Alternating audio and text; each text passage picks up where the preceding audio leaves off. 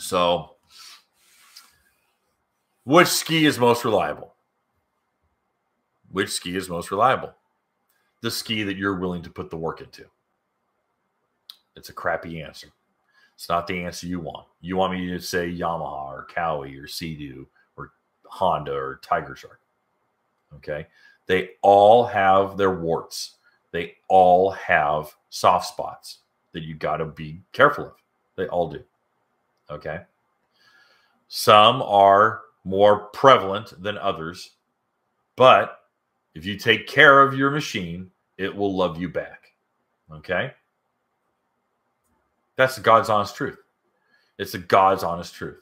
So when people ask me which one's the most reliable, I say, oh, you're asking me which one requires the least amount of effort to keep running. That's what you're saying. No, that's not what I'm saying. Pretty sure it is. Pretty sure it is.